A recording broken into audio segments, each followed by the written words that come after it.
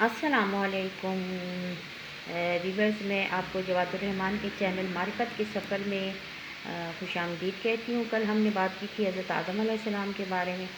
तो ये इसके हम पार्ट 2 के बारे में बात कर रहे हैं कि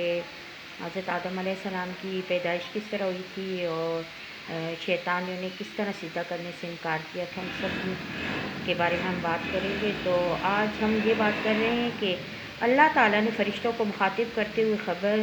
दी, आगाह किया कि मैं आदम और इसकी औलाद को पैदा करने वाला हूँ, जो कि एक दूसरे के जाननशीन और खलीफा बनेंगे। इसका तज़किरा उन्होंने सूरह अनाम में फ़रमाया है, वहुवल्लज़ी जअलकुम खलाइफ़ल अर्द। अल्लाह ताला वो ज़ात है जिसने तुमको ज़मीन में खलीफा बनाया है। और दूसरी जगह इरशाद फरमाया, वो तुमको ज़मीन में खलीफे बनाता है। हज़रत आदम और आपकी औलाद की पैदाइश का ज़िक्र अल्लाह ताला ने फ़रिश्तों के सामने इनकी अज़मत और शान के इजहार के लिए किया है, जैसे किसी अहम और बड़े काम से मुतल्लिक़ इसके सरअंजाम देने से पहले इसकी खबर दी जाती है। तो बाकी फ़रिश्तों का ये कहना था या ये कि एतराज़ या हसद या औलाद आदम को हकीर समझने की वजह से नहीं किया था, जैसा कि बाद मुफस्सिरीन को इसकी जगह वहम हुआ है। तो फ़रिश्तों ने तख्लीक़ आदम पर एतराज़ किया था, या वो हसद की बिना पर कहा था, या आदम की औलाद को अपने से हकीर समझा था। तो फ़रिश्ते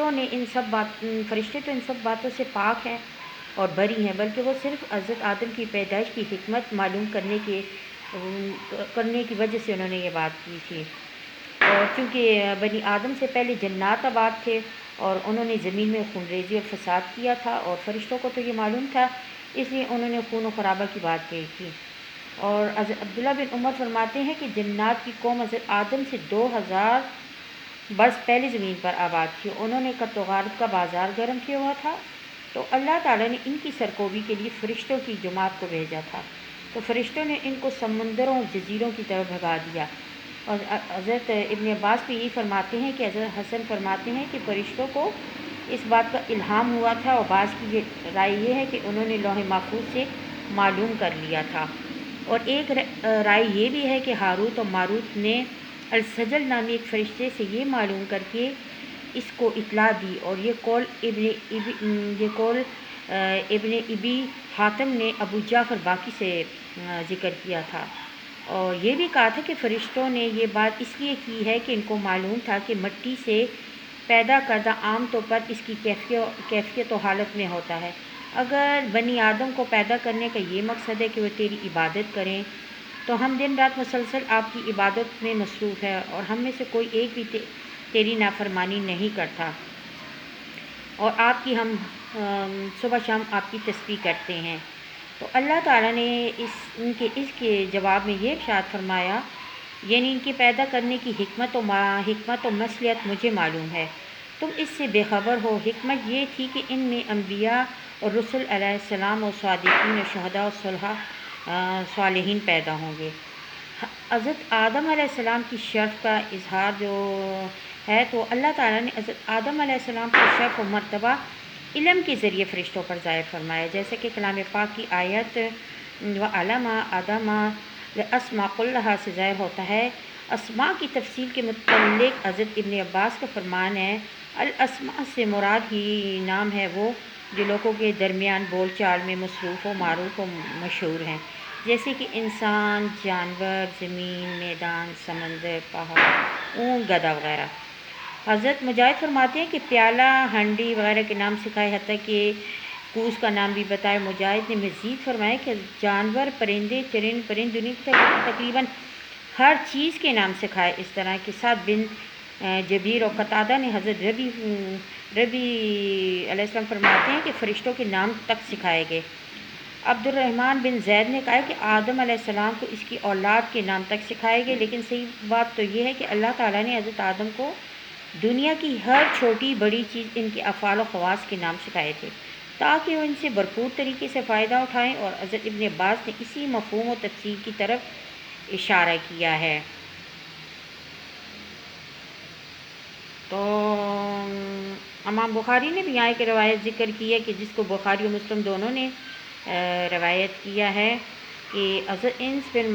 بن مالک روایت کرتے ہیں کہ جناب رسول پاک صلی اللہ علیہ وسلم نے فرمایا قیامت کے دن مومنین اکٹھے ہوں گے اور کہیں گے کہ کاش ہم کوئی سفارش کرنے والا تلاش کریں، پھر وہ حضرت آدم کے پاس آئیں گے اور حضرت آدم کے پاس آئیں گے۔ حضرت حسن بصری فرماتے ہیں کہ اللہ تعالیٰ نے حضرت آدم علیہ السلام کو پیدا کرنے کا ارادہ فرمایا تو فرشتوں نے کہا اللہ تعالیٰ جو بھی مخلوق پیدا کرے گا وہ ہمارے علم اس سے زیادہ ہوگا، اس کی وجہ سے اللہ تعالیٰ نے ان کو آزمائش میں ڈال دیا اور فرمایا ان کنتم صادقین، اگر تم اپنی بات میں سچے ہو تو ان چیزوں کے نام بتاؤ۔ تو فرشتوں نے عاجز ہو کر درخواست کی اور جواب میں کہا کہ کہنے لگے اے اللہ تو پاک ہے اس سے کہ تیرے سکھائے بغیر کسی کو کچھ علم ہو جائے، جیسے کہ اللہ تعالیٰ نے دوسرے مقام پر فرمایا وَلَا يُحِيطُونَ بِشَيْءٍ مِّنْ عِلْمِهِ إِلَّا بِمَا شَاءَ، وہ اس کے علم سے کسی چیز کا احاطہ نہیں کر سکتے مگر وہ جس کو جو چیز بتا دے تو وہ ظاہر ہو جاتی ہے، یعنی جیسا کہ میں ظاہر چیز کو جانتا ہوں اس طرح مجھے ہر پوشیدہ چیز کا علم ہے۔ تو اللہ تعالیٰ نے زمین انسان جو لوگ زمین میں فساد کر رہے تھے تو ان کو بھی یہ پتہ چل گیا اور بعد میں جو مصلحتیں تھیں حضرت آدم کے پیدائش کے لیے وہ بھی بتا دیا گیا، اور جو فرشتوں نے کہا اللہ تعالیٰ جو بھی مخلوق پیدا کرے گا ہمارا علم اور اشراف اس سے زیادہ ہوگا۔ تو اللہ تعالیٰ نے جب کہا کہ میں اس کو اچھی طرح بنا لوں، اس میں اپنی روح ڈال دوں تو تم اس کے لیے سجدہ کرتے ہوئے گر جانا۔ اس آیت میں حضرت آدم علیہ السلام کا شرف و مرتبہ 4 لحاظ سے ظاہر ہو رہا ہے۔ اللہ تعالیٰ نے اس کو اپنے ہاتھ سے بنائے، ایک دوسری بات اس میں اپنی روح ڈالی، تیسری بات فرشتوں کو اس کے لیے سجدہ کرنے کا حکم دیا، چوتھی اور آخری بات اس کو تمام اشیاء کے نام بتائے۔ اس طرح جب حضرت موسیٰ علیہ السلام کی ملاقات حضرت آدم علیہ السلام سے ہوئی تو ان کا آپس میں بحث و مناظرہ ہوا، تو اس موقع پر حضرت موسیٰ علیہ السلام نے فرمایا تو آدم ابو البشر ہے، تجھے اللہ تعالیٰ نے اپنے ہاتھ سے بنایا، تیرے اندر اپنی روح پھونکی، تجھے فرشتوں سے سجدہ کروایا اور آپ کو اللہ تعالیٰ نے تمام چیزوں کے نام سکھائے۔ اس طرح قیامت کے دن میدان حشر میں جب لوگ اکٹھے ہو کر حضرت آدم کے پاس آئیں گے تو لوگ یہی بات ان سے کہیں گے۔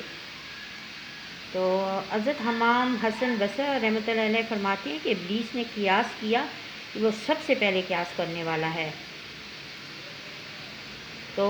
اس کا یہی مطلب ہے کہ اس نے اپنے اور آدم علیہ السلام کے درمیان قیاس کرتے ہوئے اپنے اوپر غور کیا تو اپنے آپ کو افضل سمجھا